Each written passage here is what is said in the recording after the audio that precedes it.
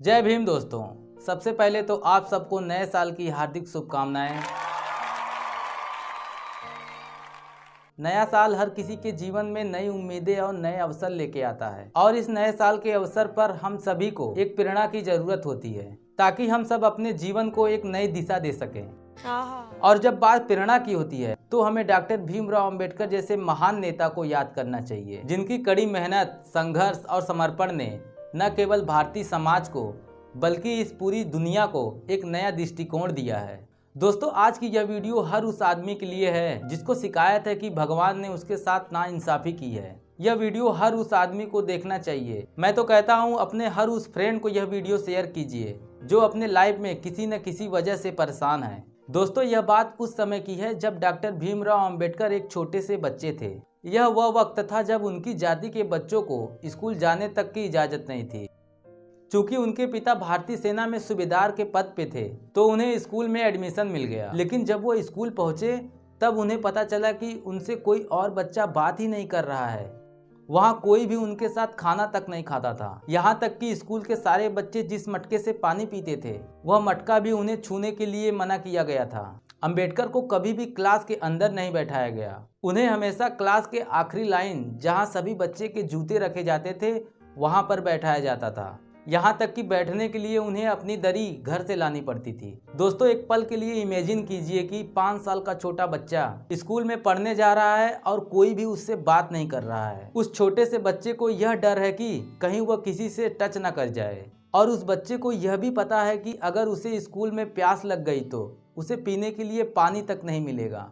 दोस्तों, यह बात मैं आपसे 100 साल पहले की कर रहा हूँ, वो भी उस बच्चे की जिसकी पूरी जाति को स्कूल जाने की इजाजत तक नहीं थी। दोस्तों, एक पल के लिए आप उस छोटे से बच्चे के अंदर के डर को महसूस कीजिए। आज हमारे बच्चे से कोई भी टीचर अगर सीधे मुंह बात ना करे तो बच्चे की हिम्मत तक नहीं होती कि वह अगले दिन स्कूल चला जाए, क्योंकि उसका कॉन्फिडेंस टूट जाता है। लेकिन बावजूद उस जिल्लत के बाबा साहब ने न केवल अपनी पढ़ाई पूरी की बल्कि अपने क्लास के बाकी बच्चों से बहुत आगे निकले। उनकी पढ़ाई की वजह से उन्हें वजीफा मिला और वह विदेश पढ़ने गए।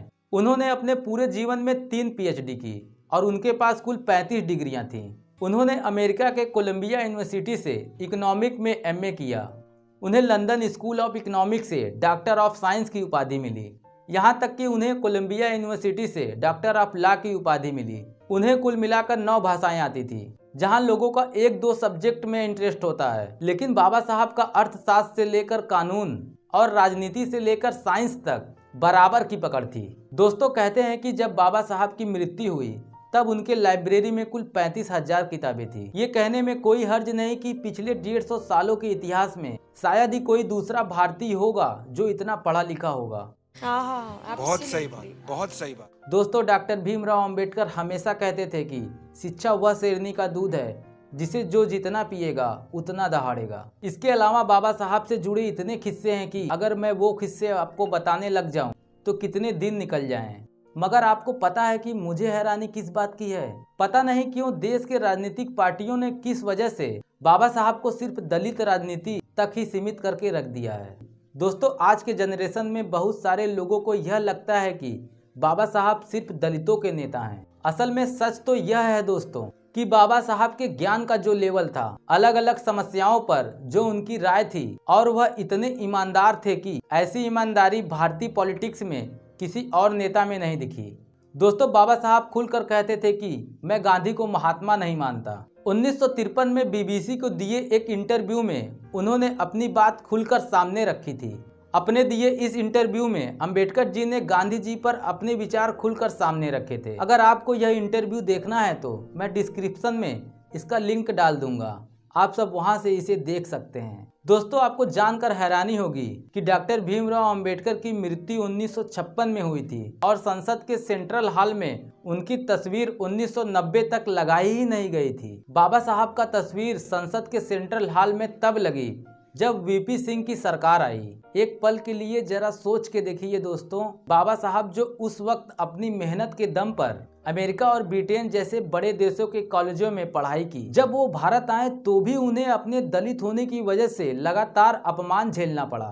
दोस्तों, बाबा साहब चाहते तो बड़े आसानी से अमेरिका और ब्रिटेन जैसे देशों में बस सकते थे, लेकिन उन्हें अच्छे से पता था कि अगर मैं यहाँ से चला गया तो मेरे लाखों करोड़ों दलित भाइयों की लड़ाई कौन लड़ेगा।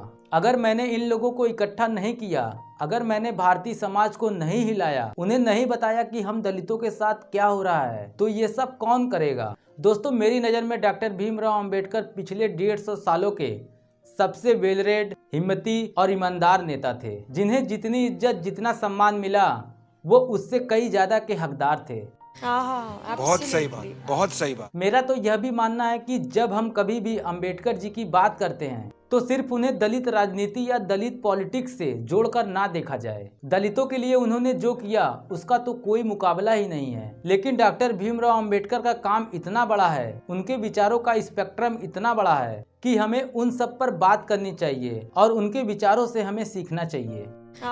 दोस्तों, जो काम अमेरिका के लिए अब्राहम लिंकन और मार्टिन लूथर किंग ने किया था, उससे कई ज्यादा बड़ा काम बाबा साहब ने भारत के लोगों के लिए किया है। मेरी नज़र में वह इस भारत के सच्चे राष्ट्रपिता हैं। इतिहास ने भले ही उनके साथ न्याय न किया हो, लेकिन हम सबको यह गलती नहीं करनी है। उनके नाम पर हो रही राजनीति से ऊपर उठकर हमें उनको पढ़ना होगा, हमें उनके काम को समझना होगा और उनकी सोच को आगे ले जाना होगा। एक बार फिर से बाबा साहब को दिल की गहराइयों से कोटि कोटि प्रणाम।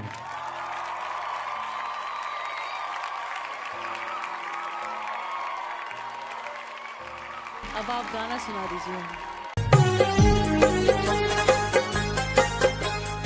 माँ बाप तक गवा दिया, दलितों का सर उठा दिया।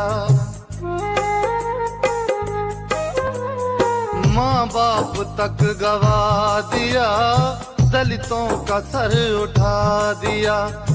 अर्धांगिनी बिना रही, एक एक रतन लुटा दिया। इतने बड़े त्याग से हैरान कर गए, अम्बेडकर औलाद भी कुर्बान कर गए। अम्बेडकर औलाद भी कुर्बान कर गए।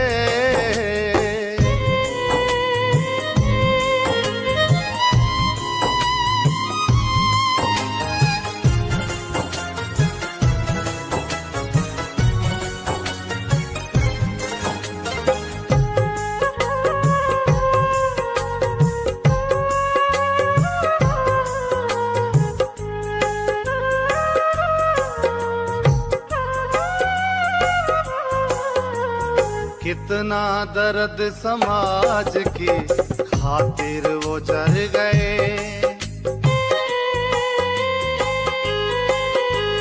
कितना दर्द समाज की खातिर वो जर गए।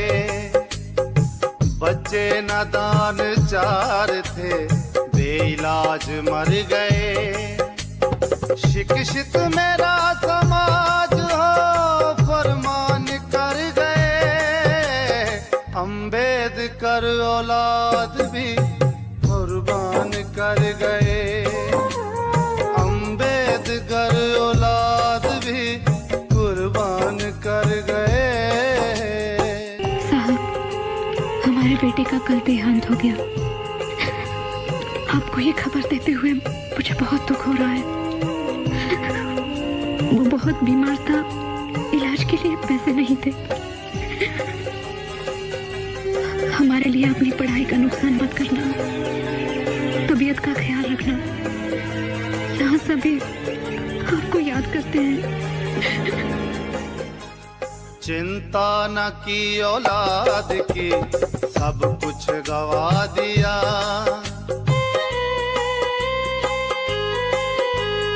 चिंता न की औलाद की, सब कुछ गवा दिया। लेकिन दलित समाज का रुतबा बना दिया। जी पाए हम भी शान से, संविधान भर गए। अम्बेडकर औलाद भी कुर्बान कर गए। अम्बेडकर औलाद भी कुर्बान कर गए।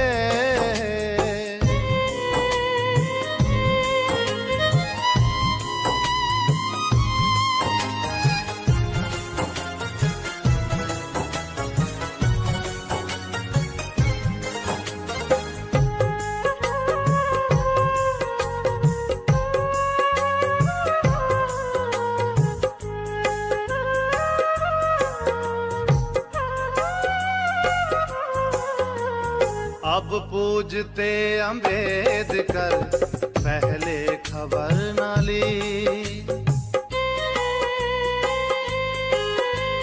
अब पूजते अम्बेडकर पहले खबर न ली। जीते जी उस महान की हमने कदर न की। फिर भी वो राही कौम का सम्मान कर गए। अम्बेडकर औलाद भी कुर्बान कर गए। अम्बेडकर औलाद भी कुर्बान कर गए। है अम्बेडकर औलाद। दोस्तों, इस विषय पर अपने विचार और अपने सुझाव हमें जरूर बताएं। एक बार फिर से आप सभी को नव वर्ष की हार्दिक शुभकामनाएं। मिलते हैं अगले वीडियो में, तब तक के लिए जय भीम, जय भारत।